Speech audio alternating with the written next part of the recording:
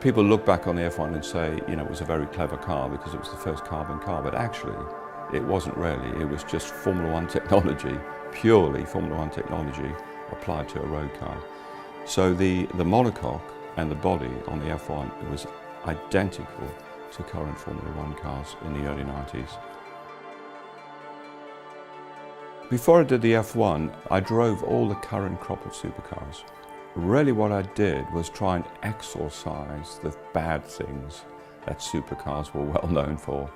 One of those is pedal offsets, and one of the main reasons for doing the central driving position was to get rid of all those horrible offsets that you had in current supercars. But another reason for the central driving position was to make somebody feel very special. This was going to be the world's first sort of $1 million car. We didn't know it at the time, but knew it was going to be expensive. So I wanted the driver to feel special, and sitting in the middle was synonymous with Formula One. Aerodynamics has always been at the front of my mind, and having no rules in road cars, it's actually more exciting, if you like, than racing cars. So we were able to have rear wings that popped up and down. We had active brake cooling ducts that opened and shut when the brakes needed cooling. And of course it was the world's first ground effect road car. I didn't set myself any performance targets. I know people, you know, look at the top speed and say we must have, but actually we didn't. But of course, being a racing car designer, subconsciously you do everything as you would on a racing car.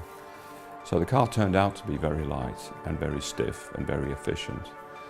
And with the power we had available, it just turned out to be an extremely high performance car, which set new standards.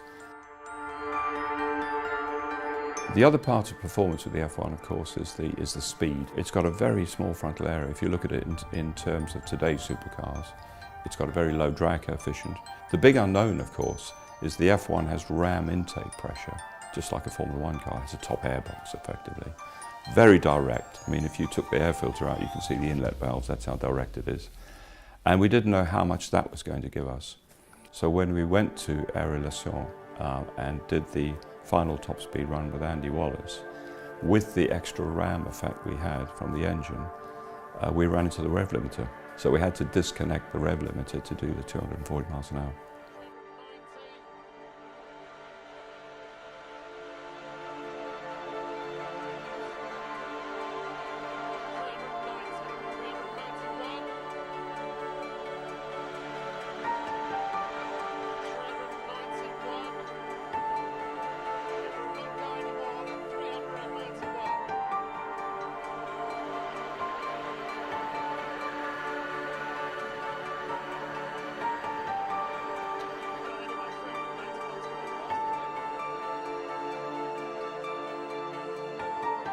It's still, I think, the quickest normally aspirated car on the planet.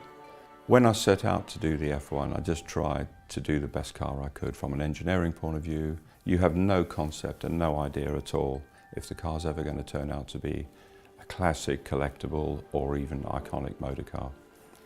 The fact that it has, and now 25 years on, we have the McLaren F1 with the status it has, makes me feel very good, honestly, and makes me feel very proud about what we all achieved.